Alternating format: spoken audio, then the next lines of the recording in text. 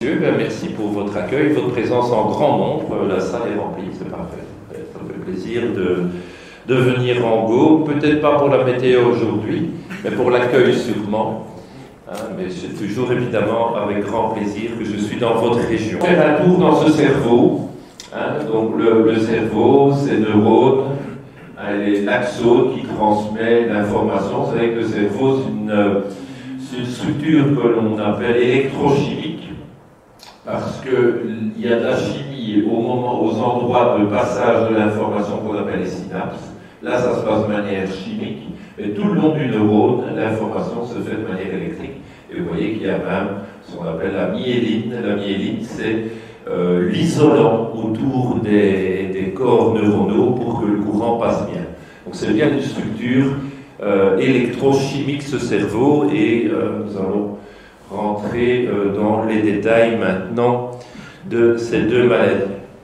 Alors pour vous mettre tout doucement dans l'ambiance, quelques petites maximes, je dirais.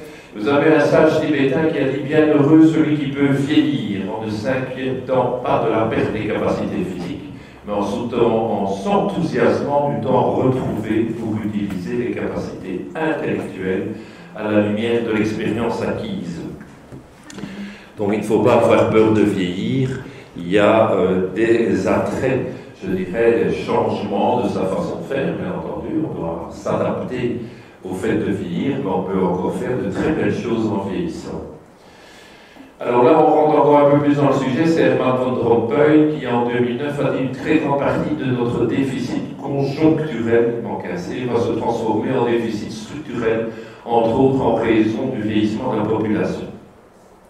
En fait, le problème du vieillissement, ce n'est pas un problème de s'y adapter, le corps humain peut très bien vieillir, mais le problème, c'est que dans notre société, on n'est peut-être pas prêt à gérer autant de personnes âgées, on y reviendra tout de suite, et malheureusement, les maladies neurodégénératives s'inscrivent tout à fait dans le cadre du vieillissement, vu que ce sont des maladies qui arrivent chez les personnes adultes et vieillissantes, et de plus en plus, parce qu'avant, nous avions une médecine de moindre qualité et on pouvait mourir d'un infarctus du myocarde, d'une thrombose au cerveau, d'un cancer. Et finalement, les gens n'atteignaient pas 70, 80, 90 ans facilement. Donc moi, j'ai commencé la médecine il y a 40 ans. Je peux vous dire que voir quelqu'un dans son bureau de médecin à l'hôpital qui avait 80 ans, c'était impensable. Impensable, il y a 40 ans, que quelqu'un vienne à 80 ans dans votre bureau, même accompagné. Maintenant, je peux vous dire, j'ai encore eu 2 fois récemment des dames de 80 ans qui viennent en voiture au bureau pour un tremblement ou quelques difficultés. On a sur 40 ans un changement total dans le vieillissement, la qualité du vieillissement et évidemment le nombre de personnes qui vieillissent, et ça pose des problèmes, je dirais, à la fois médicaux d'un côté. Vous verrez qu'en médecine, on a du mal à avancer, en tout cas dans les recherches et les nouveautés pour Parkinson et Alzheimer. Mais alors, en dehors de la médecine, il y a tout le problème social qui est inhérent, tout le problème socio-économique du vieillissement, et c'est à ça que faisait référence Van Rompuy, et je pense que ça reste un grand défi politique, la gestion du vieillissement. Alors, peut-être en 2 mots, si vous avez 2 choses que vous devez absolument retenir, que je vous donne je dirais en flash en début de conférence, c'est que la maladie de Parkinson n'est pas qu'une maladie de tremblement, c'est un mythe, c'est une erreur de penser que Parkinson égale tremblement. Dans la maladie de Parkinson, bien entendu, c'est surtout un problème de raideur, de lenteur, et les tremblements sont présents dans environ 70% des cas. Mais 30% des Parkinsoniens ne tremblent pas, c'est quand même important, donc retenez ça surtout. Et d'autre part, que la maladie d'Alzheimer n'est pas qu'une démence. On a trop tendance à dire Alzheimer, ah oui, démence. Non. Alzheimer peut devenir une démence si le patient évolue longtemps, mais au départ, ce sont des troubles de mémoire, pas des bêtes troubles de mémoire, des troubles de mémoire sérieux, on abordera ça tantôt, mais il ne faut pas dire Alzheimer égale démence, c'est un peu lourd à porter pour les patients qui en sont atteints au début.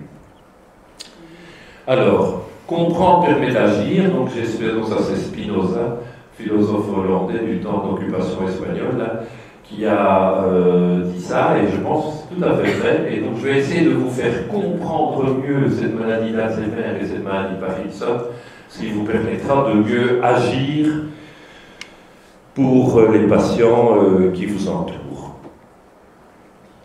Alors, j'ai une vision très positive des maladies neurodégénératives, peut-être contrairement à l'opinion générale, et puis j'ai entendu dans la présentation du directeur qui disait « ces maladies qui nous font peur ».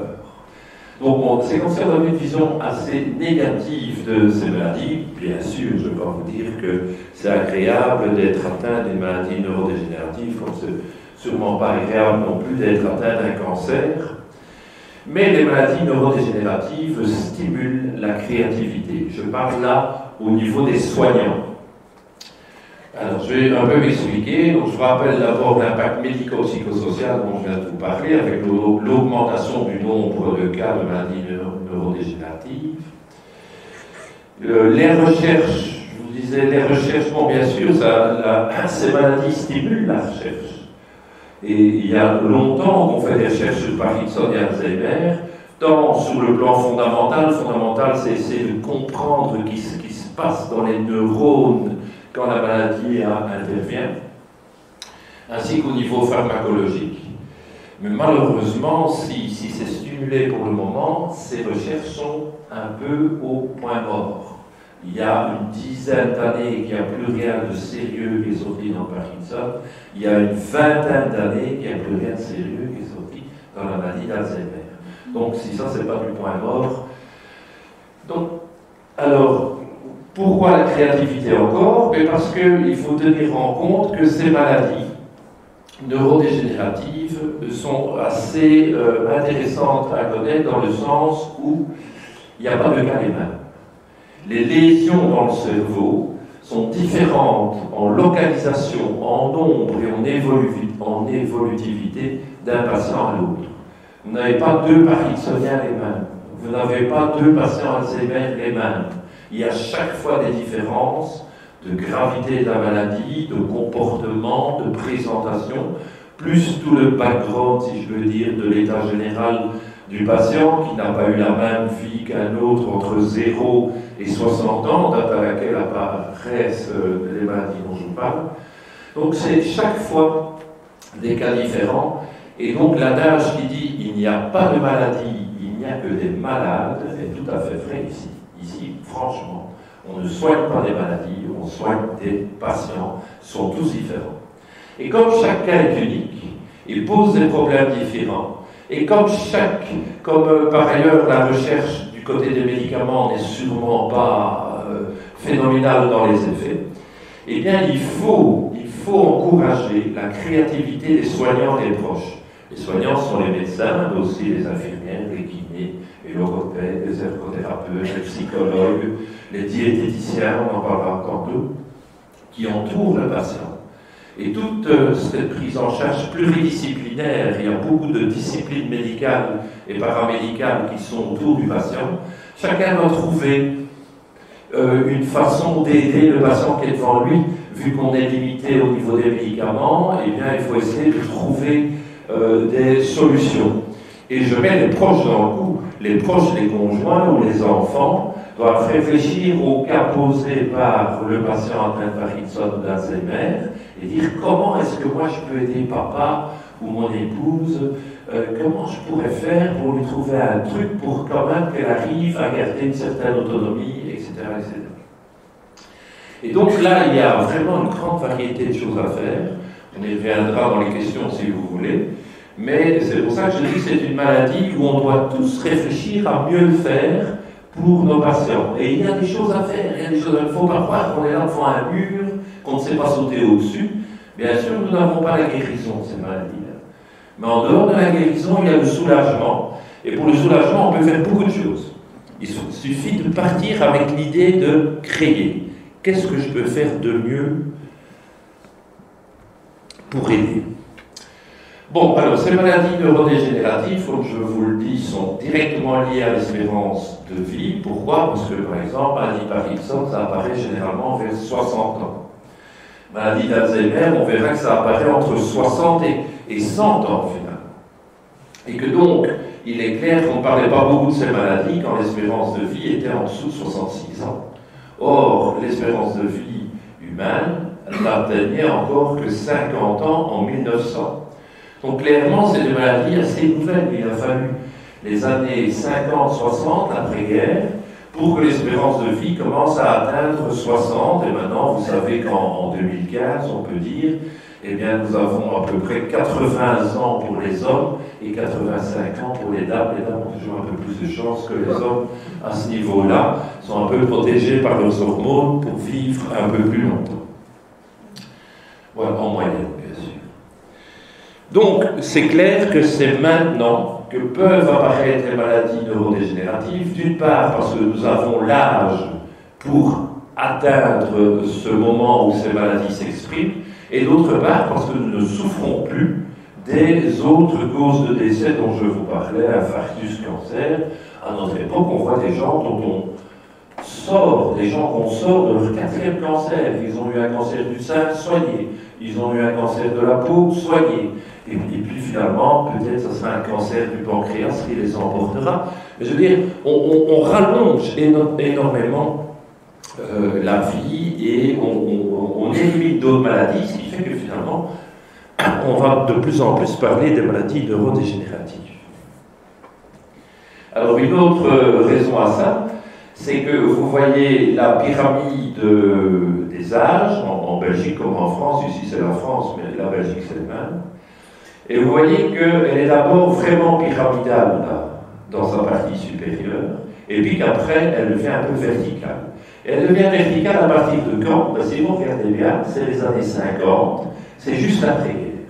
À partir de l'après-guerre, les naissances ont été quand même de plus en plus fréquentes et bien suivies pour avoir à ce moment-là un aspect un peu vertical, et à la limite, il y a même moins de naissances depuis les années 80.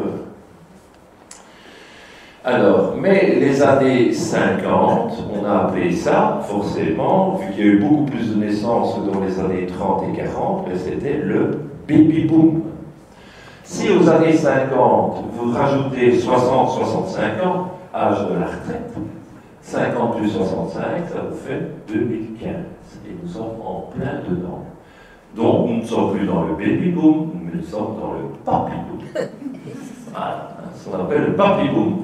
C'est-à-dire l'explosion, entre guillemets, des gens qui atteignent 65 ans. Or, 65 ans, c'est cet âge charnière où apparaissent les maladies neurodégénératives véritables. Donc, on est en pleine explosion du nombre de cas, je viens de vous le dire avec le papy-boom. Au niveau médical, le système nerveux devient le facteur limitant, vu qu'on soigne tout le reste. On soigne tout le reste sauf le cerveau. Donc, finalement, on en arrive tous à souffrir du cerveau. Et alors, il y a des problèmes socio-économiques. On y reviendra peut-être dans la discussion, mais ça sort un peu du médical, mais bon, il faut quand même avoir en tête cet aspect-là. Eh bien, justement, au niveau socio-économique, vous voyez que l'évolution des dépenses de soins de santé est relativement stable en ce qui concerne les honoraires médicaux, les hôpitaux, les produits pharmaceutiques, mais où ça grimpe dans le budget de l'État, c'est le budget de l'INAMI, de la sécurité sociale, ce sont les maisons de repos. Ça, c'est le budget qui est en train d'augmenter, et c'est bien d'en parler dans une maison de repos, parce que justement, c'est normal que ça se fasse. Je vous explique que c'est normal. Forcément, il va avoir besoin de plus en plus de maisons de repos, avec ce papy-boom et ces pathologies neurodégénératives. Donc, il faut attaquer le problème de fond. Alors une autre diapositive que j'aime bien montrer, c'est l'évolution du nombre de centenaires. Regardez, dans les années 50, il n'y avait quasiment pas de centenaires. Et puis voilà, regardez quelle montée, c'est vraiment une exponentielle. Nous vivons clairement beaucoup plus vieux qu'avant. Les centenaires apparaissent en grand nombre. Donc ça, c'était un peu l'introduction. Nous voici de nouveau dans le cerveau, neurones avec leurs connexions axones qui font des réseaux neuronaux très importants qui nous permettent de fonctionner, de vivre, mais surtout de faire beaucoup de choses. Parler, écrire, se déplacer, etc. Tout ça, c'est grâce à notre cerveau. Alors, que veut dire en fait dégénérative? J'ai déjà utilisé plusieurs fois le mot.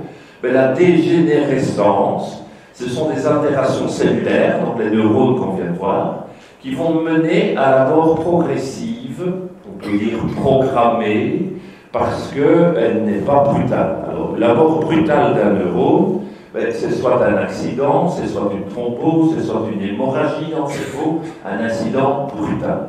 Un incident brutal, nécrose des neurones. Mais ici, on n'est pas dans le contexte. La dégénérescence, c'est quelque chose qui est lent. C'est une mort très progressive et qu'on appelle alors l'apoptose. Alors, maintenant, pourquoi cette mort progressive des neurones? Eh bien, généralement, c'est une pathologie de protéines. Nous sommes dans les protéines. Vous savez qu'en gros, dans les cellules, il y a les lipides, il y a les glucides et il y a les protéines. Eh bien, c'est les protéines qui sont généralement les structures, celles qui sont d'une part les enzymes qui font fonctionner le neurone et qui participent aussi à sa structure. Eh bien, dans les maladies neurodégénératives, le fond du problème, ce sont des protéines anormales. Donc, il y a des protéines anormales qui apparaissent. On verra tantôt pourquoi ces protéines apparaissent. Et quand ces protéines apparaissent, eh bien, progressivement, la cellule fonctionne moins bien. Et elle fonctionne surtout moins bien parce que ces protéines anormales ne sont pas bien éliminées. Ce n'est pas que ces protéines anormales fonctionnent mal, elles peuvent rendre service, mais le système de la cellule ne les reconnaît pas en tant que déchets. Et donc, ces déchets vont s'accumuler. Et finalement, la cellule va mourir je dirais vraiment intoxiquée par ces déchets qu'elle n'arrive pas à éliminer. Et du coup, on appelle ça le stress oxydatif ou la réaction inflammatoire dans la cellule. Et je me suis permis de faire cette photo pour que vous compreniez bien. Et que clairement, quand on ne sait pas éliminer ces déchets, ça pose problème. Et donc, si vous voulez, c'est comme si les cellules n'arrivaient pas à éliminer leurs poubelles. Et donc, elles finissent par être intoxiquées de déchets. Et c'est comme ça que ces cellules meurent très progressivement. Ça n'a rien d'immédiat. Les cellules, les protéines anormales, elles sont là quasiment depuis la naissance. Et puis, c'est au fur et à mesure que les années passent qu'elles n'arrivent pas à être éliminées et elles finissent par tuer la cellule. Voilà. Alors, sur quoi se base l'origine des maladies neurodégénératives? Mais c'est surtout la génétique. On a cru à un moment que l'environnement avait de l'importance. On a cru à l'origine du Parkinson à travers les pesticides. On a cru à l'origine de l'Alzheimer à travers des intoxications à l'aluminium, par exemple. Mais ces polluants, si je veux dire, le problème des polluants, de l'environnement qui agirait sur nos cellules est rarissime.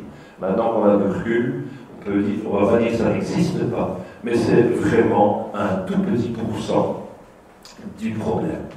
Par contre, la génétique qu'on possédait beaucoup moins auparavant a fait des progrès énormes depuis 20-25 ans.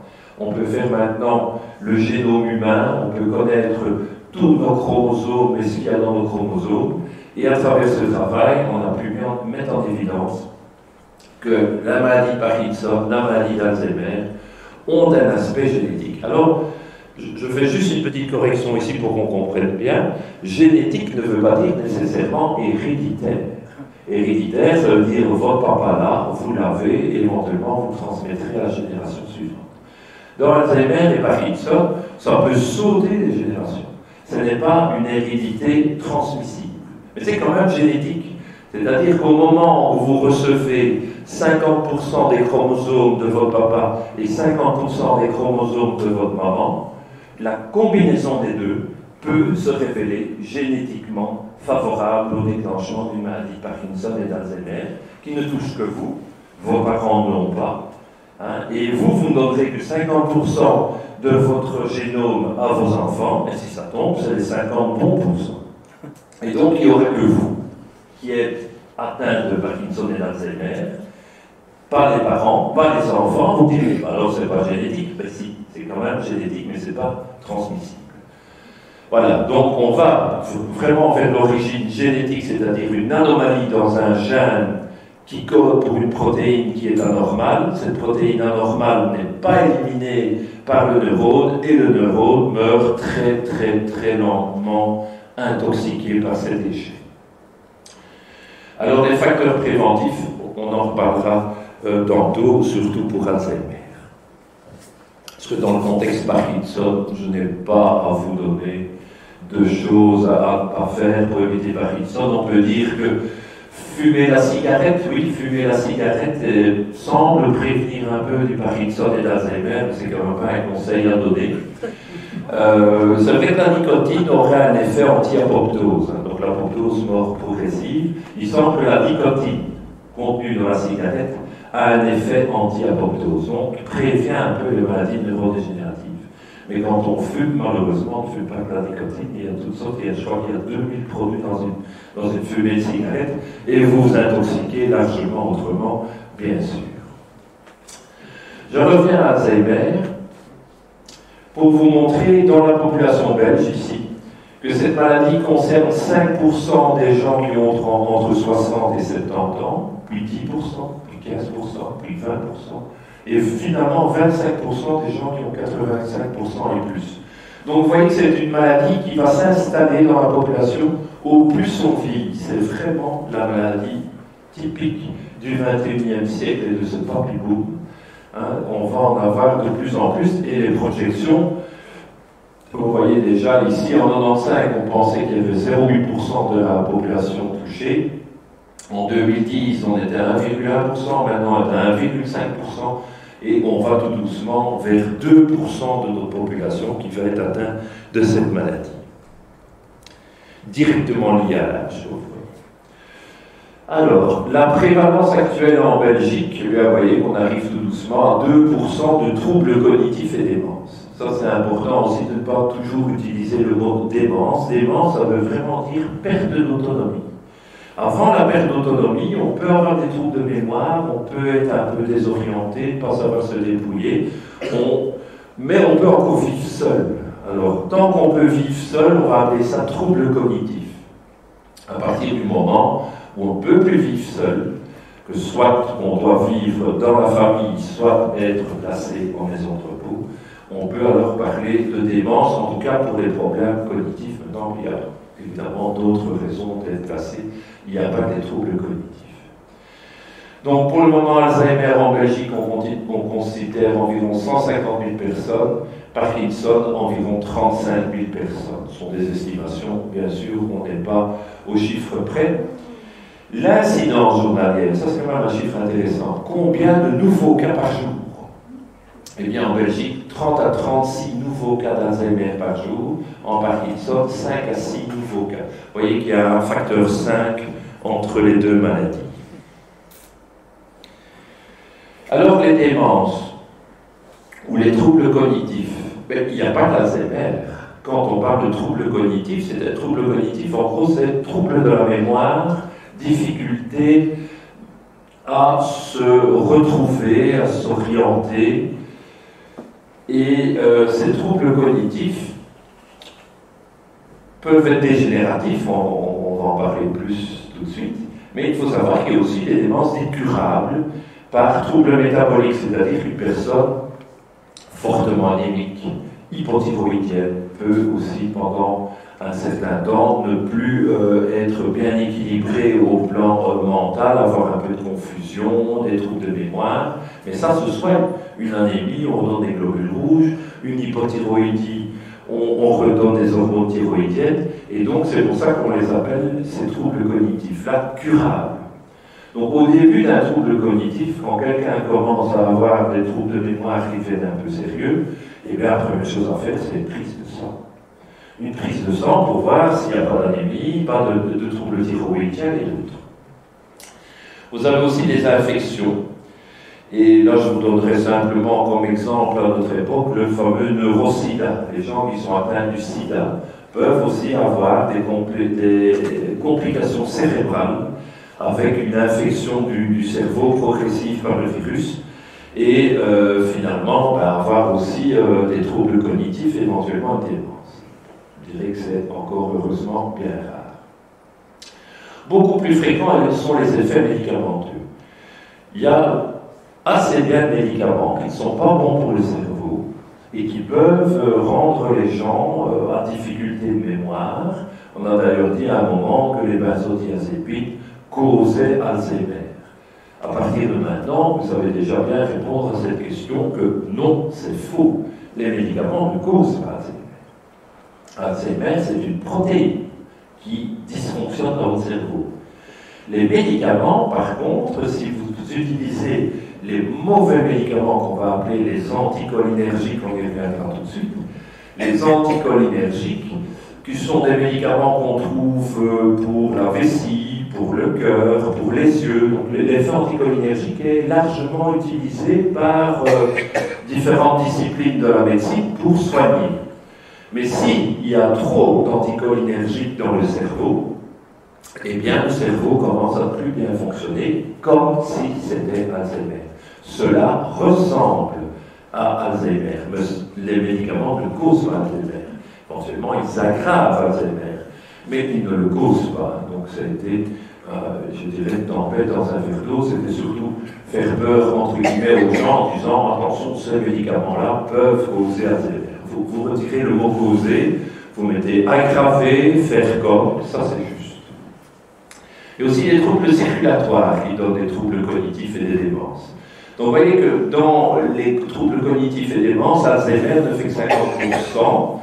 Il y a donc 50% des 66%, donc il y a 33% de troubles, on va dire, guérissables, parce que les problèmes médicamenteux, il y a moyen de guérir ça, il suffit de retirer les médicaments, il faut s'entendre entre médecins, cardiologues, ophtalmologues, etc., et dire, bon, il faut trouver un autre médicament que celui qui est nocif pour le cerveau. Et donc, il y a 33% de patients qu'on peut facilement soigner. Dans les 66% des restants, eh bien, on est dans le génératif. Dans le dégénératif, il y a 50% d'Alzheimer, il y a aussi la maladie à corps de Lewy, et il y a la frontotemporale dite de pic. Alors, ça, c'est intéressant de voir que ces trois types d'évolution vers la démence portent des noms allemands, Alzheimer, Lewy, pic, qui sont des neurologues allemands du début du XXe siècle, qui ont beaucoup travaillé sur le cerveau au microscope. Donc on doit toute cette évolution, toutes ces connaissances à la neurologie allemande. Alors voilà l'effet anticholinergique dont je vous parlais. Alors pourquoi anticholinergique? Parce que, je vous disais tantôt, le cerveau c'est électrochimique. Il y a de la chimie dans les connexions. Et dans les neurones qui vont avoir de l'importance dans la maladie d'Alzheimer, la chimie, le neurotransmetteur, c'est l'acétylcholine. Comme vous le savez sûrement, dans Parkinson, c'est la dopamine. Donc ce sont des transmetteurs différents, des chimies totalement différentes. Pourquoi? Parce que ce sont des neurones tout à fait différents dans le cerveau qui sont touchés. Donc comme dans la maladie d'Alzheimer, la transmission qui est importante, c'est l'acétylcholine. Elle est soit déficitaire parce que les neurones meurent, soit elle est encombrée, elle dysfonctionne, parce qu'on va aller mettre des médicaments anticholinergiques, donc anti-acétylcholine. Ils vont bloquer le fonctionnement et on va se retrouver avec des patients comme s'ils avaient Alzheimer. Et donc, vous voyez, je vous disais, il y a la vessie, il y a les yeux, il y a le cœur, même en pneumologie, même en gastro-entérologie. Donc, le message important aussi dans une maison de repos à faire passer, ce qu'on voit souvent chez les patients âgés en maison de repos, c'est qu'ils ont une collection de médicaments. N'en prennent pas un ou deux, mais c'est généralement 5, 6, voire 10. Et donc, il est très important que le médecin ait l'idée de réduire au minimum les médicaments, et surtout les médicaments à effet anticholinergique, pour protéger le cerveau des patients. Même idée en ce qui concerne les calmants. On a parlé tantôt des benzodiazépines ou des neuroleptiques, qui sont les médicaments qui calment. Mais calmer un cerveau, c'est pas comme ça qu'il va mieux fonctionner. Donc il faut toujours prendre le moins de calmants possible, y compris en somnifères, hein, les somnifères, sauf les somnifères à action courte. Il y a heureusement maintenant des médicaments somnifères à action courte, on les appelle les inducteurs de sommeil. C'est les zolpidem, zolpidem, tout ce qui commence par Z. Et ces médicaments-là ne sont pas nocifs parce qu'ils agissent très courtement. Mais les autres, avec des actions longues, sont évidemment fort nocifs. Donc, attention aussi à l'effet médicamenteux qui peut aggraver ou faire semblant qu'on est dans un contexte Alzheimer. Alors, Alzheimer, le voilà. Voilà Loïs, hein, et son microscope. Et c'est grâce à lui qu'on connaît cette maladie depuis à peu près 1900. Donc ici, je vous rappelle qu'on utilise de moins en moins le mot démence d'Alzheimer et on dit maladie d'Alzheimer, ce qui correspond beaucoup plus à cette notion évolutive d'une maladie qui va commencer par des troubles mnésiques dits légers mais qui ne sont pas bénins. Alors, il y a une différence. Les troubles mnésiques bénins, c'est « oulala, où est-ce que j'ai été mettre mes clés, mes lunettes ?» Je n'ai pas été attentif. Les troubles mnésiques bénins ne sont en fait pas des troubles de mémoire, mais des troubles d'attention.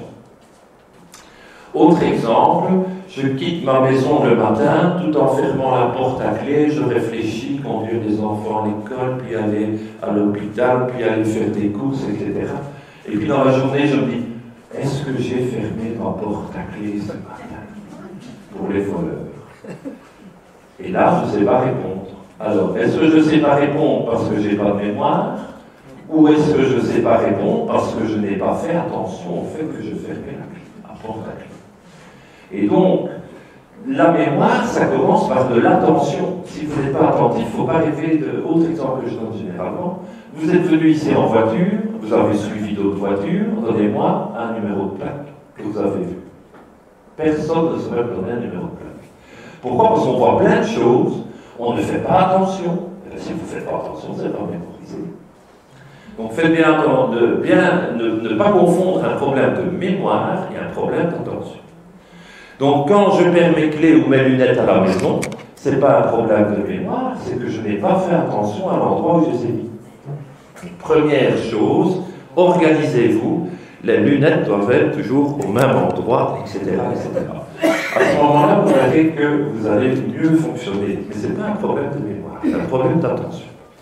Donc les troubles de mémoire dits bénins sont en fait des troubles d'attention.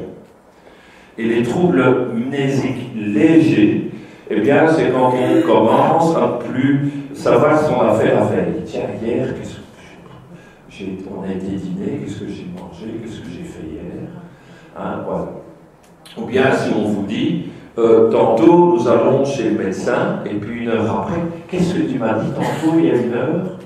Bon, donc on perd la mémoire des choses récentes. Ça n'empêche pas de vivre. Ça n'empêche pas de vivre. On peut très bien vivre en oubliant un petit peu ce qui vient de se passer. Donc on va appeler ça les troubles mnésiques légers. Les troubles de mémoire vont devenir plus importants quand je vais me désorienter, c'est-à-dire que je sors de chez moi, j'ai l'habitude de faire un tour à pied dans la ville d'Arlon, je connais mon chemin, et puis arrive un jour où je ne retrouve plus mon chemin. La topographie commence à disparaître de mon cerveau. Là, ça devient des troubles de mémoire encore plus importants, qui ne vous empêchent pas encore de vivre tout seul, sauf de sortir seul.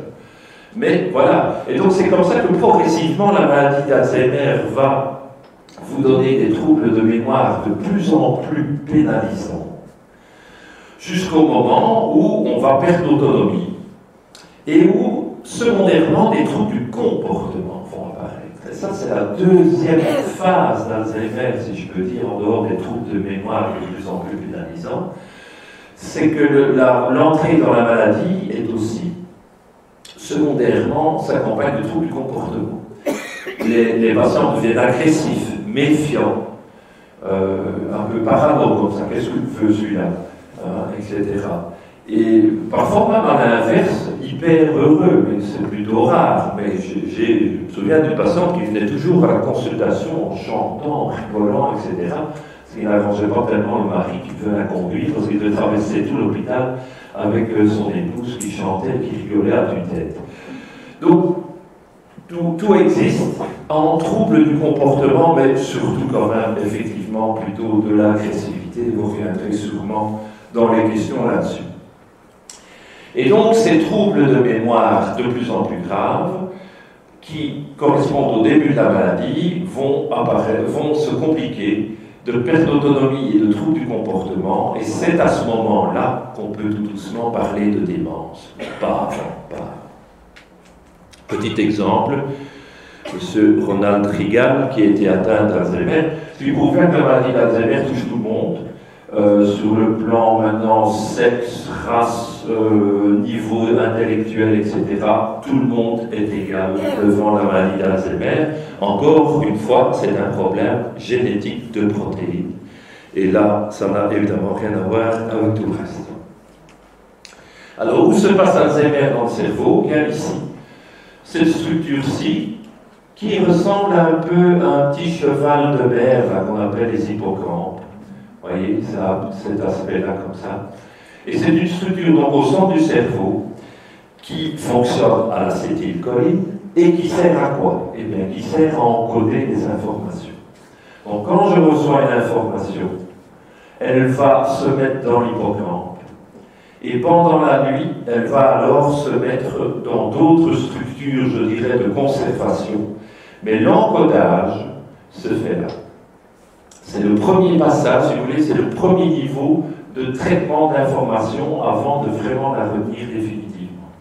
Mais si l'encodage ne se fait pas, eh bien, vous ne savez plus acquérir du neuf. Par contre, le reste de votre cerveau fonctionne. Et tout ce que vous avez acquis avant, tout est là, toute votre mémoire est là, mais la mémoire est faite ancienne. Bon, malheureusement, là, avec le temps, la maladie d'Alzheimer ne concerne pas que l'hippocampe, et progressivement, les lésions neuronales vont s'étendre à tout le cerveau. Et vous me direz qu'en fin de maladie, après 7, 14, 21 ans, parce que généralement on dit que la maladie évolue sur un multiple de 7, après 7, 14 ou 21 ans, à la fin de sa maladie, le patient Alzheimer ne se souvient plus de rien. Oui, pourquoi? Parce que la maladie a envahi tout son cerveau. Mais au départ, ce n'est que l'hippocampe. Et quand ce n'est que l'hippocampe, c'est l'effet récent. Nous oublions, c'est tout ce qu'on a fait, des choses comme ça. Donc ça, c'est assez typique de cette maladie-là. Donc, quels sont les signes d'alerte d'une éventuelle maladie d'Alzheimer? Eh bien, perte de mémoire affectant les performances professionnelles. Ça, c'est sûr que dans un métier, si vous ne savez pas ce qui s'est passé il y a quelques minutes ou même la veille, ça va devenir de plus en plus difficile de travailler. Si on vous donne, dit, va me chercher ça, là ou là ou là, hein, ou va chez Madame une telle arranger ça ou ça, et puis on s'en va, et puis qu'est-ce qu'il m'a encore dit d'aller faire? Donc ça, c'est évidemment, la perte de mémoire récente va toucher les performances professionnelles. Alors, on va toucher des tâches habituelles. Alors, je vais donner deux exemples. D'une part, par exemple, la commande TV. Vous utilisez une commande TV pour gérer votre TV depuis des années, bon, et puis à un moment, ça n'est plus. Comment ça va encore ça? Et puis vous perdez dans la commande TV. Ça, c'est ce qu'on appelle la mémoire procédurale. Pour ceux qui aiment bien cuisiner, ceux ou celles qui aiment bien cuisiner, vous faites des recettes de tête. Depuis des années, vous avez la recette du tel truc, vous le faites de tête. Et puis un jour, vous ne savez plus. Vous devez retourner, c'est encore comment la recette de ça. Ça, c'est un signe qu'il faut être attentif. Je ne dis pas que c'est Alzheimer, mais il faut être attentif. Donc, le professionnel mémoire récente, les tâches habituelles, le procédural. Il peut s'y associer des problèmes de langage. Les mots ne viennent plus, on ne sait plus dire le mot qu'on voudrait. Des orientations spatio-temporelles, je vous l'ai dit. Là, ça, on a passé un cap, c'est quand on ne s'y retrouve plus topographiquement dans la ville où on habite, ou dans le quartier. Puis plus loin, les capacités de jugement pauvres ou diminuées, comme je vous ai dit, on ne fait plus de jugement, on fait des mauvais jugements sur les gens. On prend mal les choses, on a l'impression d'être persécuté par des gens qui ne vous persécutent pas, donc c'est un jugement qui est altéré. Voilà. Alors, je passe sur le reste qui est moins intéressant. Ah oui, alors, pourquoi je prends souvent cette histoire du topographique? Parce que regardez, en 2014, le prix Nobel a été donné à O'Keeffe et les Moser, monsieur et madame Moser. Et pourquoi on leur a donné le prix Nobel? Parce qu'ils ont montré que dans notre cerveau, il y a un système de géoposition. Il est clair que je suis dans cette pièce-ci, eh bien, j'analyse où je suis, je me positionne continuellement, je dirais de manière automatique. Eh bien, qu'est-ce qui nous permet de nous positionner dans une pièce, dans notre maison, dans la rue, etc. Eh bien, ce sont des cellules, et si vous allez jusqu'au bout, qui se situent dans l'hippocampe. Et on revient à l'hippocampe pour expliquer que la mémoire topographique est quand même fort intéressante à suivre chez les patients. Alors, au niveau Alzheimer, qu'est-ce qui se passe? En haut, vous avez un cerveau normal. Eh bien, vous voyez que les cellules, les neurones qui meurent laissent des trous, évidemment. Les neurones qui disparaissent laissent des trous.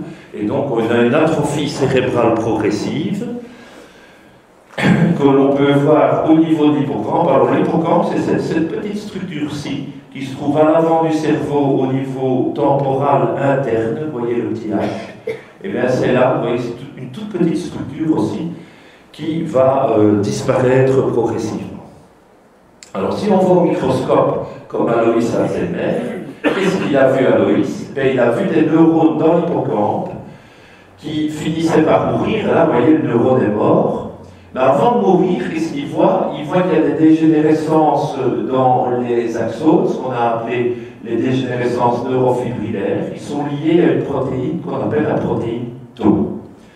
Et puis, il a vu des dégénérescences granulovasculaires, c'est-à-dire des petites boules, là, si vous voulez, qui contiennent du cholestérol, qui contiennent aussi les protéines anormales que le neurone ne sait plus évacuer, qui vont finir par l'intoxiquer.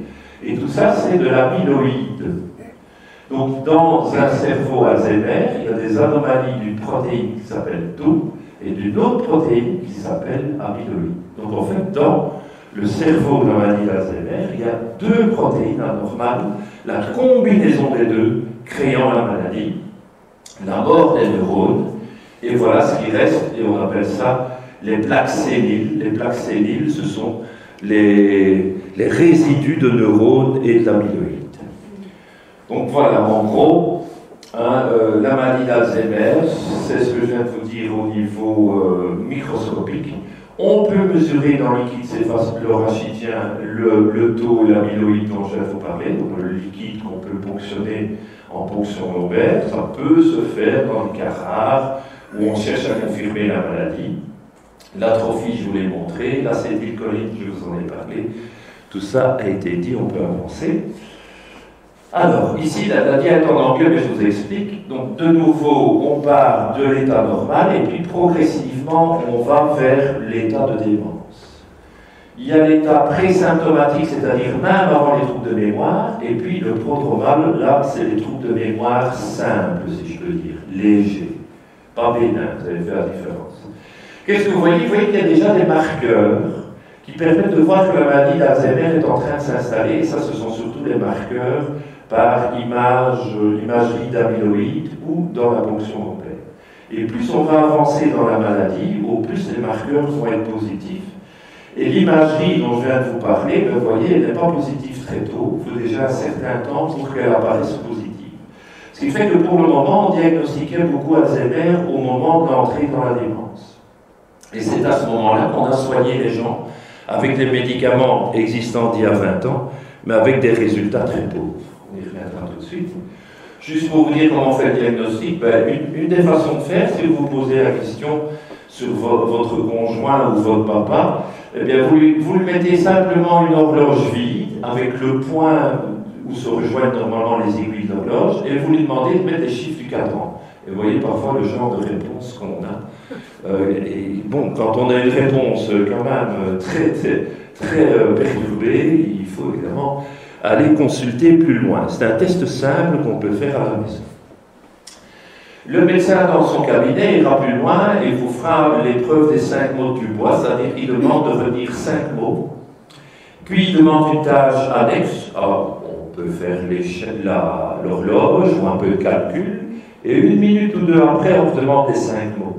Et bien là, on voit tout de suite si les 5 mots ont été encodés ou pas dans l'hippocampe. C'est-à-dire qu'au bout de quelques minutes, le patient qui possédait tout à fait les 5 mots ne sait plus beaucoup, peut-être un, peut-être deux. Donc ça, ce sont des tests qu'on peut faire au cabinet quand même assez facilement pour voir si on va vers la maladie d'Alzheimer. Évidemment, on peut encore compliquer ça chez un ou une neuropsychologue qui va vous faire alors des tests pendant 1 heure ou 2, qui va passer en revue toutes les mémoires et qui donnera encore un profil de mémoire plus précis.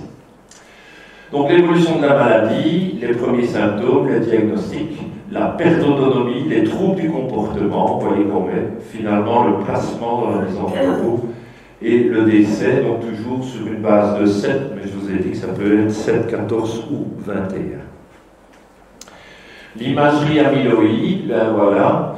Donc ça c'est nouveau, on n'arrive pas encore en Belgique pour vous dire. Hein. Ça c'est des clichés qui viennent de l'étranger. Et on peut voir les dépôts d'amyloïde dans le cerveau. Donc ici vous avez 2 personnes âgées mais en bonne santé qui n'ont pas d'amyloïde. Et ici des dépôts d'amyloïde que l'on a pu voir. Non plus maintenant au microscope, mais grâce à des techniques, c'est ça qu'il faut retenir, c'est que la technique améliore quand même le diagnostic progressivement, en tout cas les possibilités diagnostiques. Alors, qu'est-ce qu'on fait comme médicament? Bien, on utilise des anticholinésterasiques, c'est un mot compliqué, mais qui veut simplement dire des médicaments qui vont forcer l'acétylcholine à travailler. Ces médicaments, vous les connaissez, c'est Aricept, c'est Excelon, et c'est Réminil. C'est les 3 médicaments qui ont été les plus utilisés maintenant depuis 15-20 ans, auxquels on ajoute la mémantine et Bixa, qui intervient surtout sur les troubles du comportement. Donc les 3 premiers, c'était la mémoire, ici c'est plus sur les troubles du comportement.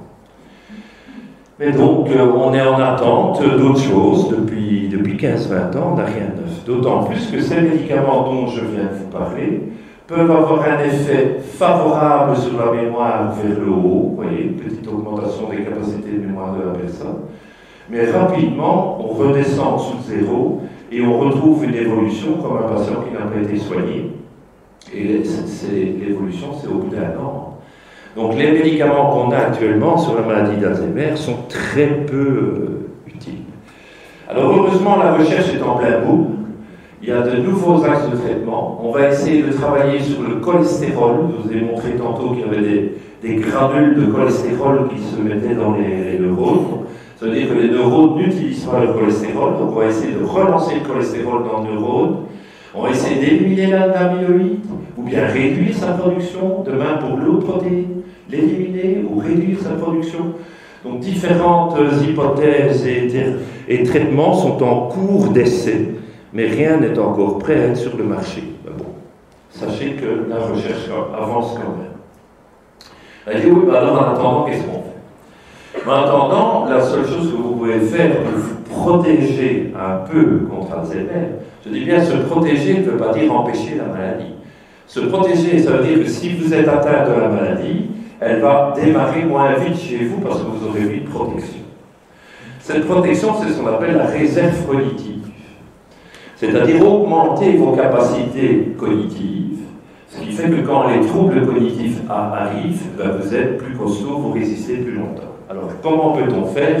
4 moyens. Premier moyen, le régime méditerranéen. Là, c'est une étude qui a été publiée à New York, ça date déjà de bien 5-6 ans. Ils ont montré que les gens qui avaient un régime méditerranéen avaient une évolution 40% moindre vers Alzheimer. D'où l'importance du régime crétois, hein, c'est-à-dire légumes, fruits, céréales, huile d'olive, poissons, vin rouge surtout. Malheureusement, l'Orval n'est pas là. Hein, mais, donc faites attention quand même. Alors, deuxièmement, à part la diététique, faire de l'exercice. Ça ne veut pas dire nécessairement du sport, mais de l'exercice physique adapté à son âge. 3. Faites travailler votre cerveau. Faites tout ce qui va stimuler votre intellect, des mots croisés, des mots fléchés, on appelle ça la gymnastique cérébrale au sens large du terme. Tout ça est démontré comme efficace pour améliorer la réserve cognitive, Pour autant que ce soit quand même il ne suffit pas de jouer aux cartes sans réfléchir, il ne faut pas jouer sans réfléchir, il faut jouer et réfléchir. Hein. Alors, à un moment où on réfléchit, eh bien, on améliore sa mémoire. Il y a aussi le recours au dictionnaire qui est très important. Vous lisez quelque chose, vous savez plus ce que ce mot-là veut dire, dictionnaire. Il faut vous le remettre en tête. On appelle ça la reconsolidation de la mémoire. Je dis souvent que notre mémoire n'est pas comme un appareil électronique. Ici, vous avez une mémoire qui est quasiment imbattable. Tout ce que vous mettez dedans, il le tient. Il faut vraiment qu'il soit au bout du rouleau, que le disque dur soit complètement rouillé pour que ça soit perdu. Pourquoi? C'est une mémoire électronique. Vous n'avez pas ça. Vous avez une mémoire biologique qui se base sur les cellules. Les cellules, c'est fatigable. Donc, il est logique de perdre un peu de mémoire tous les jours. Moi, sur mon bureau de travail, j'ai mon dictionnaire français, mon dictionnaire néerlandais, mon dictionnaire anglais, mon dictionnaire médical, le dictionnaire des synonymes quand j'écris. Tout ça est là. Et j'y recours tout le temps. Parce que je n'ai pas une mémoire parfaite non plus. Ma mémoire disparaît progressivement, surtout ce que je n'entretiens pas. Un mot que je n'ai plus vu depuis longtemps, il faut reconsolider. Donc il faut retourner, remettre l'information en tête, et c'est comme ça que vous aurez la meilleure mémoire possible. C'est toujours travailler, répéter, hein, et parfois même répéter tout haut. Je donne cet exemple-là pour les gens qui me disent « Ah oui, mais je suis descendu à la cave, j'allais chercher quelque chose et je ne sais plus quoi. » Je dis « Vous avez répété tout haut ce que vous devez aller chercher à la cave. » « Ah non, j'ai juste pensé, pas suffisant. » Vous devez aller à la cave chercher une bouteille d'eau. Eh bien, vous dites bouteille d'eau, 3 fois, tout haut. Je peux vous dire que quand vous serez à la cave, vous saurez pourquoi vous descendez. C'est une question d'être attentif. On fait trop de choses sur un mode, je dirais, un peu subconscient.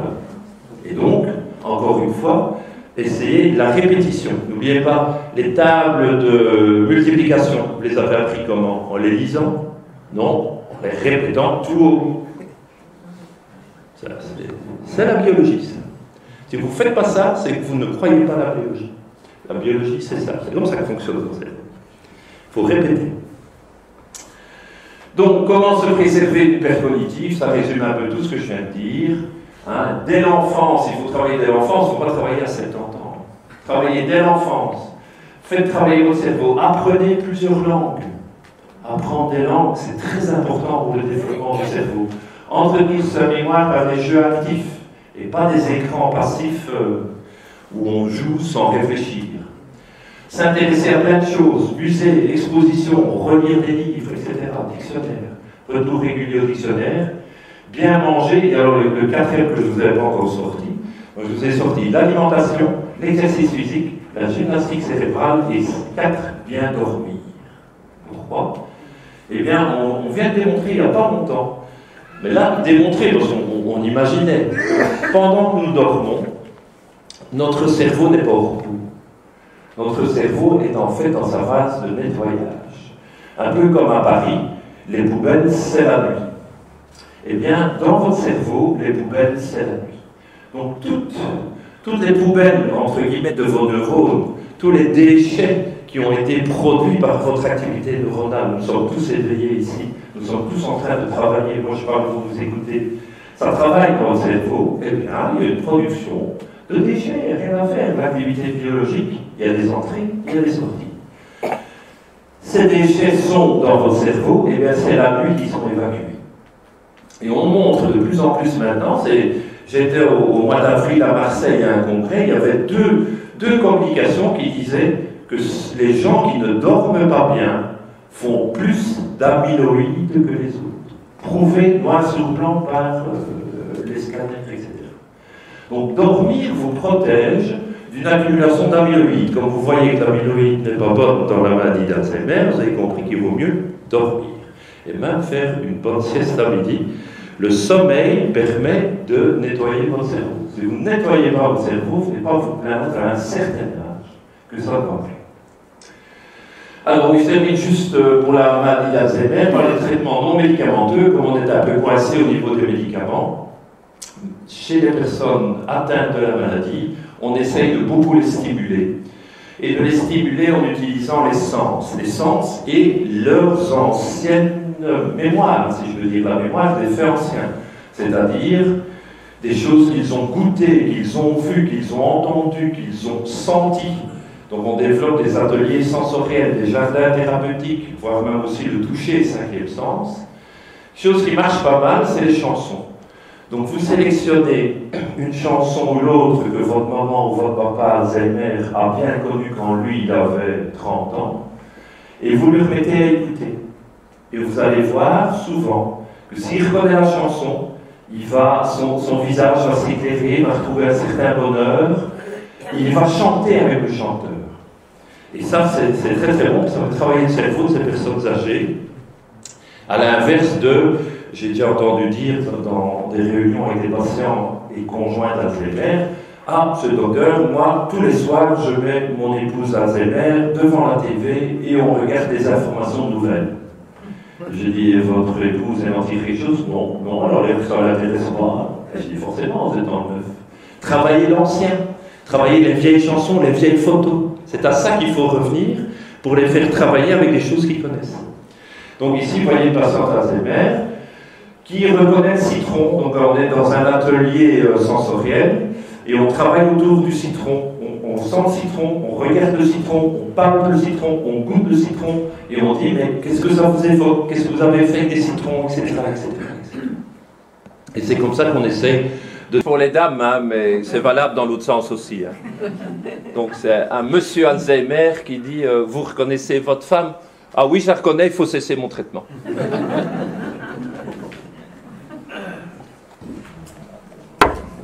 Bon, allez. Combien? On est déjà à l'heure? Oh, quelle affaire. Oui, non, ben, on assume. Allez, on fait Parkinson, mais je crois que c'était quand même bien de vous donner les dernières nouvelles d'Alzheimer. Alors, Parkinson est une toute autre maladie avec un tout autre auteur. Là, le démarrage, c'est Londres. À Londres habitait James Parkinson, dont la seule image qu'on a, c'est ça. Et James Parkinson, il se promène dans les rues de Londres, il lui voit des patients, il a vu, je crois, il décrit 6 hommes qui posent des problèmes de tremblement, mais surtout, tiens, passer deux, voilà, surtout cette attitude-là. Donc, moi j'aime bien montrer cette statuette comme point de démarrage de la maladie Parkinson, pour justement qu'on oublie un peu le tremblement, il ne concerne que 70% des cas. Et de surtout insister sur cet aspect de raideur, de lenteur que donne la statuette, et de flexion de toutes les articulations. Donc dans la maladie Parkinson, il y a une flexion de toutes les articulations qui se met en route. Et donc il est fort important que le Parkinsonien sache ça pour, quant à lui, développer un maximum tous ses muscles extenseurs. Donc dès l'annonce de la maladie Parkinson, le Parkinsonien va être condamné, entre guillemets, à faire des exercices continuels pour résister à la maladie et développer ses muscles extenseurs. Sinon, on en arrive à ça. Bon, ceci ne se voit plus maintenant que dans des formes évoluées de la maladie, mais à l'époque du temps de Charcot, c'est une statuette qui était faite à Paris du temps de Charcot, on est retourné dans les archives et la dame avait 5 ans de maladie. Sans aucun traitement, évidemment. Toute la grande différence aussi avec Alzheimer, la maladie Parkinson apparaît surtout vers 55-60 ans. Et vous voyez qu'après, beaucoup moins. Donc si vous avez passé 60 ans, je dirais que vous avez quasiment évité Parkinson. C'est une maladie de l'adulte, je ne vais pas dire très âgé, mais on va dire âgé, autour de 55-60 ans, mais souvent pas très âgé. Vous voyez que c'est fort différent comme profil de la maladie d'Alzheimer. N'empêche que le nombre de cas augmente, et vous voyez que les statistiques américaines, pour l'Amérique, montraient quand même un doublement des patients parkinsoniens entre 2010 et 2050. Ça me paraît quand même un peu fort de café, un doublement, parce que ce qu'on voit, c'est que oui, il y a quand même quelques cas supplémentaires chaque année, mais pas à ce point-là. dans la mesure où, encore une fois, les gens, même s'ils vivent 80, 90, 100 ans, ne vont pas développer beaucoup de nouveaux cas de Parkinson, quelques-uns sans plus. Par contre, ce qui se passe, et ça c'est vrai, c'est qu'on soigne beaucoup mieux Parkinson qu'avant. La maladie de Parkinson, dans les années 50, vous étiez diagnostiqué Parkinson, les gens pleuraient immédiatement, parce que c'était condamnation à mort. Les statistiques de survie étaient de maximum 9 ans. On en est 50. Qu'est-ce qui s'est passé depuis? Dans les années 60 est apparu le traitement de base qui est la L-Dopa, Prolopa, Stalevo, etc. Et ce traitement a révolutionné la maladie. Et maintenant, on a une espérance de vie normale. On peut avoir Parkinson et faire sa vie jusqu'au bout. On va peut-être être un peu handicapé par la maladie, mais on n'en mourra pas. Alors qu'à l'époque, oui. Mais si les gens n'en meurent plus, eh bien forcément, ils s'accumulent. Et donc le nombre de Parkinsoniens est en train d'augmenter du fait de l'accumulation du nombre de patients qui ne décèdent plus, heureusement, de cette maladie. Alors Parkinson, ça se passe où? Ça se passe ici, au-dessus du cervelet. Vous voyez, le cervelet est là. Il y a un noyau, là, qu'on appelle la substance noire. Il y en a un à droite, il y en a un à gauche, qui contient de la dopamine et qui transfère la dopamine au centre du cerveau au niveau de ce qu'on appelle le striatum. Alors, cette substance noire, elle porte bien son nom, parce que si je vous montre une coupe de cerveau qui passe par là, vous voyez qu'elle est noire, cette substance. C'est deux bandes noires remplies de dopamine. Par contre, chez les patients parkinsoniens, ça a disparu. Les neurones qui étaient là ont disparu. Et ils ont disparu pourquoi? Parce qu'ils sont en train de mourir. Et vous voyez pourquoi ils sont en train de mourir? Parce qu'il y a une grosse boule rose, rouge, qui est en train d'étrangler le neurone. C'est de nouveau le problème des déchets. Et là, la protéine, c'est l'alpha-synucléine. C'est une autre protéine. Vous voyez que c'est deux maladies qui ont beaucoup de choses parallèles, mais avec des éléments différents, forcément. Et donc, l'alpha-synucléine s'accumule dans les neurones, les fait disparaître, la substance noire disparaît, et les gens deviennent parkinsoniens. Et ça se passe, ça commence, on estime que ça commence dans le cerveau vers 30-40 ans, mais comme il faut qu'il y ait plus que 20% de neurones dans ces noyaux pour que les symptômes apparaissent, bien la maladie n'apparaît que vers 60 ans. Donc ça, c'est un aspect favorable et défavorable du corps humain, c'est que le corps humain, il peut cacher quelque chose longtemps. C'est un peu comme la corde qui se déchire, la corde se déchire, mais elle tient. Et bien dans le cerveau, c'est la même chose, vous perdez vos neurones dans la substance noire et on ne voit rien. Il faut vraiment qu'il n'en reste plus que 20%, c'est-à-dire 80% perdus. À 80% perdus, les premiers symptômes apparaissent, les premiers tremblements, la rigidité, la lenteur. Donc, c'est malheureux parce qu'on le sait trop tard. Et donc, nous, les neurologues, on doit travailler avec les 20% de neurones restants pour vous donner des médicaments qui vont faire travailler ces neurones-là pour produire la dopamine et essayer de compenser. C'est là que vous comprenez qu'on ne sait plus avoir, à ce moment-là, une guérison de la maladie. On ne sait plus que la soulager. Mais la soulager pas mal quand même. Donc ça, oui, je vous disais que dans les années 60, durée moyenne 9 ans, je passe un peu plus vite. Alors, ce qui est intéressant de connaître, c'est la ligne de temps de la maladie de Parkinson. Donc, je viens de vous parler du diagnostic, qui se fait quand il y a beaucoup de neurones de perdus. Vous allez dire, oui, mais pourquoi ils ne sont censés pas agir avant? Agir avant, il faudrait avoir la notion que le Parkinson est en train de se préparer chez la personne. Alors, on a commencé à voir qu'il existait quand même quelques petits symptômes pré-diagnostiques. Et ça peut être l'apparition d'un trouble d'odorat vers 50 ans, un certain trouble du sommeil qu'on appelle le somnambulisme de 50 ans, ou la constipation à 50 ans. Les gens qui sont constipés depuis toujours, ça ne veut rien dire. Mais si vers 50 ans, vous cumulez un trouble d'odorat qui n'a pas d'explication, le somnambulisme, une activité dans le sommeil, de la constipation et aussi un syndrome de jambes sans repos, les gens qui ont des impatiences dans les jambes, surtout le soir. Allez voir votre médecin parce que là, peut-être que vous êtes en train de préparer une maladie de Parkinson. Alors, le diagnostic arrive avec des troubles moteurs, et vous voyez qu'on commence un traitement sans donner de l'adopa, et on va rentrer dans une première lune de miel, avec des médicaments qui ont un effet comme l'adopa, mais sans en être. Alors, vous allez dire, oui, mais comment vous pouvez être sûr que le diagnostic est là? Eh bien, maintenant, c'est ici, dans le cadre du Parkinson, on a un diagnostic chimique, ce qu'on n'a pas, enfin, si, on l'a plus ou moins dans l'Alzheimer, avec le scan amyloïde que je vous ai montré. Ici, c'est le scan à l'adopa, si vous voulez. Et donc, je vous ai dit que l'adopa venait de l'arrière du cerveau et était répandue dans le striatum, dans cette structure-ci au centre du cerveau, sous forme de 2 virgules, vous voyez. Ça, c'est un scan normal. Et chez le Parkinsonien, qu'est-ce qu'on voit quand il y a déjà plus que 20% des cellules qui fonctionnent?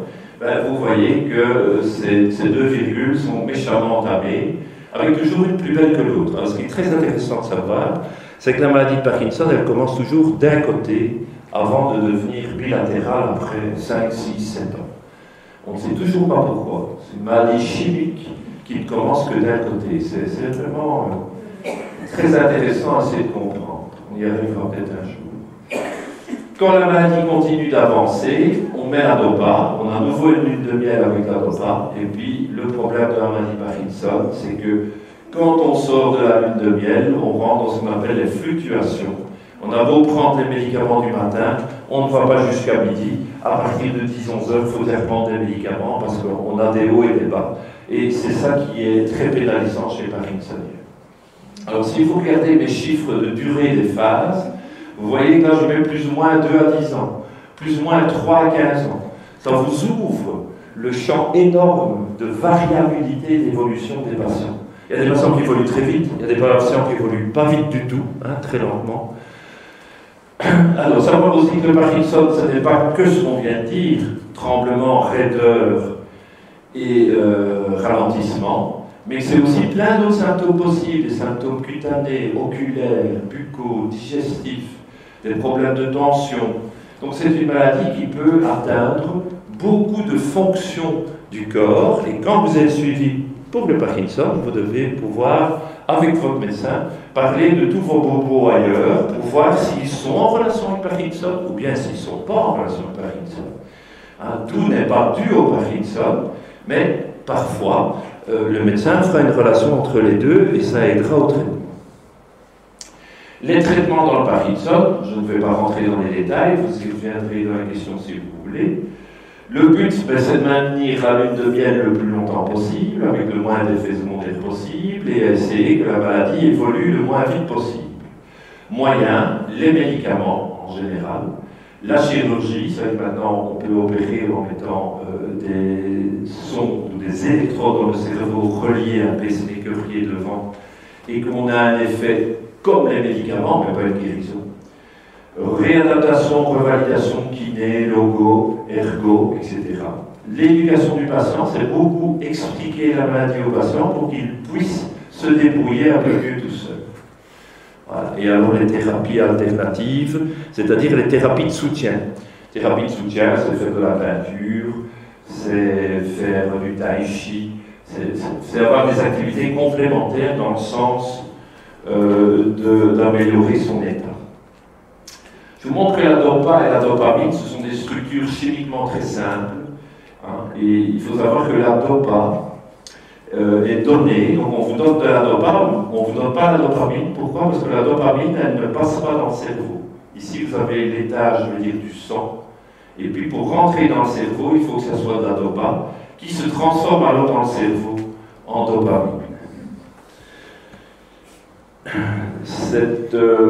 Par contre, cette dopa est fort attaquée dans tout son trajet au niveau de l'estomac, de l'intestin, etc., à tel point que quand vous prenez 100 mg de dopa, il faut savoir qu'il y a seulement 1 mg qui arrive au cerveau. Donc il y a énormément de déchets. On peut y revenir dans la question si vous voulez. Alors, qui dit Parkinson dit aussi souvent dépression. C'est une maladie où on est plus vite déprimé.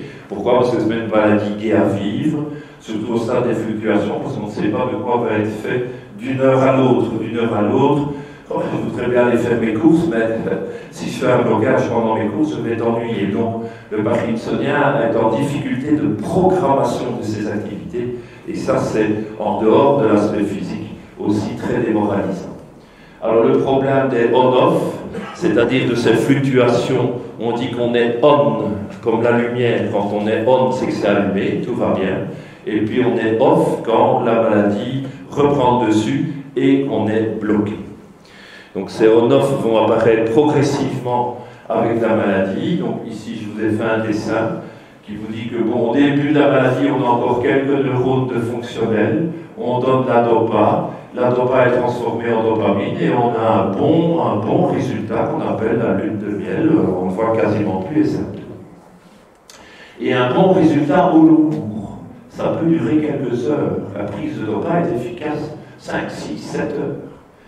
Au plus la maladie va évoluer, au moins on aura de neurones, on ne sait pas empêcher l'évolution de la perte des neurones, pas plus que dans la ZR, jusqu'à présent. Et donc, quand on va en donner de la dopa, on aura moins de neurones efficaces. Moins de neurones, moins de stock, moins de longueur d'efficacité, de longueur de traitement, ou de résultat. Et donc, au lieu d'avoir une belle courbe prolongée, on va commencer à avoir une courbe en dents de scie. Et au plus la maladie va avancer, au plus les dents de scie seront marquées, et c'est ce qu'on va appeler les fluctuations. Ce qui veut dire que quand vous passez à la visite chez le neurologue doit vérifier votre traitement selon 2 axes. En ordonnée, il doit vérifier que la dose de dopa est bonne. Parce que si on vous donne trop peu, vous restez en off. Un peu plus, c'est un demi-off, un résultat partiel. La bonne dose, vous êtes on. Et il faut savoir qu'il y a aussi des signes de surdosage qu'on appelle les dyskinésies. Les dyskinésies, c'est quand le patient commence à avoir des mouvements exagérés de torsion, généralement de la tête, des épaules, des bras. On appelle les dyskinésies, c'est tout à fait différent des tremblements qui ne sont qu'un petit mouvement comme ça des mains. Les dyskinésies, c'est tout autre chose. Les dyskinésies, c'est trop de médicaments, il va falloir baisser. Et l'autre axe à vérifier, c'est le temps. On vous donne 100 mg, oui, mais tous les combien? Toutes les 6 heures, toutes les 5 heures, toutes les 4 heures, toutes les 3 heures, toutes les 2 heures, j'ai des patients qui prennent toutes les heures. Pourquoi? Parce qu'ils n'ont plus assez de neurones que pour avoir du stock. La prise en charge se fait avec non seulement le médecin, mais le kiné, le logopède, etc. Et donc, vous voyez, il y a ici aussi pluridisciplinaire. Beaucoup de gens qui vont tourner autour du parkinsonien. Et ce qu'on aime bien, c'est que ce soit plus que pluridisciplinaire, que ce soit transdisciplinaire. Transdisciplinaire, ça veut dire que tout le monde se communique. Que le médecin parle au kiné, que l'infirmière informe le médecin. À partir du moment où l'information circule entre tous les gens qui s'occupent de vous, ça devient très efficace. Alors, encore une chose importante au niveau de la kiné, c'est que je viens de vous dire que le Parkinson, c'est un manque de dopamine ici au niveau du cerveau. À quoi sert la dopamine? La dopamine sert à l'attention. Si vous êtes tous attentifs maintenant, c'est grâce à la dopamine. La dopamine sert au mouvement. Tout mouvement consomme de la dopamine. Dès que vous faites un mouvement, vous consommez de la dopamine parce que la dopamine sert à mettre en route le mouvement. Il n'y a pas de mise en route de mouvement sans qu'il y ait un peu de dopamine qui travaille dans votre cerveau. Par contre, ce qu'on oublie, c'est que le mouvement lui-même, c'est le muscle. Et que donc être parkinsonien, c'est d'une part se donner suffisamment de traitement pour que le mouvement puisse être mis en route, mais c'est aussi entretenir sa musculature pour que le mouvement puisse être fait. Parce que si vous êtes tout rabougri dans votre fauteuil, que vous perdez votre musculature, vous aurez beau prendre de la dopamine, ça ne bougera plus. La dopamine n'est que le démarrage du mouvement. Le mouvement, c'est le muscle. Donc il est très important chez les parkinsoniens de leur dire il n'y a pas que les médicaments, il y a aussi l'entretien physique. Et l'entretien physique, en commençant surtout par les extenseurs, vous savez pourquoi depuis tantôt, mais en faisant aussi beaucoup d'exercices avec, entre autres, les professeurs de gymnastique, en faisant du tai chi ou avec des kinés quand la situation s'aggrave. Vous voyez qu'autour d'un parkinsonien, il peut y avoir beaucoup de monde qui vient donner un coup de main pour que tout se passe bien. le chirurgien qui peut mettre ses implantations d'électrodes, et alors, comme je vous disais tantôt, les thérapies, l'art-thérapie, les thérapies complémentaires. Je montre toujours ceci. Ça, c'est une de mes parkinsoniennes de Charleroi qui faisait ça très bien au début de sa maladie. Regardez, finesse du trait, très joli. Alors, 20 ans plus tard, voilà ce qu'elle faisait. Évidemment, c'est beaucoup moins beau. Mais elle me disait quand même, quand je me mets devant mon tréteau, ma toile, avec ma petite palette, et puis je fais ce que je veux, eh bien, ça me plaît, le jeu des couleurs, ça me plaît, j'en oublie ma maladie. Je dis, madame, il faut continuer à faire des choses comme ça, il n'y a aucun problème. Ce qui compte, c'est que vous fassiez. Vous voyez, c'est très important de continuer de stimuler, même si on est dans le moins beau. Et alors, je termine avant d'arriver aux questions, un peu dans le sens de la créativité. Il y a une solution, entre guillemets, à tout, hein, mais on se comprend. Ici, je suis à Antibes. Hein, Jacques vous a dit que j'aimais bien le sud, c'est vrai. Le sud de la Belgique, le sud de la France, les deux suds. À Antibes, une de mes braves patientes me dit, docteur, venez me dire bonjour, je suis à la plage. Bon. Quand je n'étais pas loin, voilà. Alors vous voyez, c'est une patiente parkinsonienne. Vous sentez la raideur, la fixation un peu du visage, les rides. Vous sentez que tout part en flexion. Regardez, il y a de la flexion partout. Et dans cet état-là, elle me dit, bon, ben maintenant je vais aller nager. Je dis, vous allez aller nager comme ça? Oui, je vais aller nager. Ah bon? Et là, je peux vous jurer qu'il n'y a pas eu de prise de médicaments. Et que j'étais là, les yeux écarquillés. En fait, ce qu'il faut voir quand on ne voit pas du premier coup d'œil, c'est qu'elle est dans une chaise roulante, bien sûr, mais drôle de chaise roulante. Une chaise roulante aquatique, en plastique. Et donc, elle est à une plage handicapée, on appelle ça handiplage en France, mais je crois que ça vient en Belgique aussi tout doucement. Et il y a du personnel, c'est généralement des étudiants et étudiantes qui passent juillet ou là-bas à aider les personnes âgées. Et regardez, elle est incapable de se mouvoir, hein. Ça ne va pas se mettre debout, hein. On doit la conduire en chaise roulante dans l'eau. Bon, l'eau, c'est pas n'importe quelle eau. C'est la Méditerranée, vous êtes au mois de juillet ou je ne sais plus, 27 degrés dans l'eau.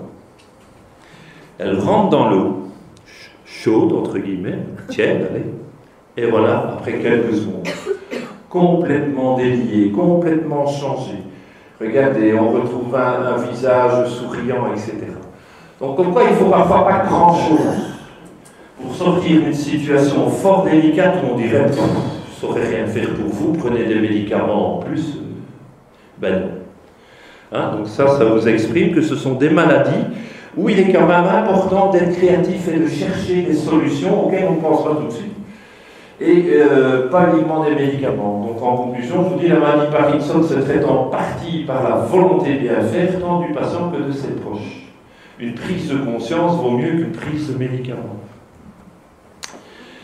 Bon voilà, dans ces maladies-là, guérir parfois, soulager souvent, consoler toujours, et là vous rejoignez le serment d'Hippocrate. Là aussi vous avez un livre, si pour votre écoute, et j'attends vos questions.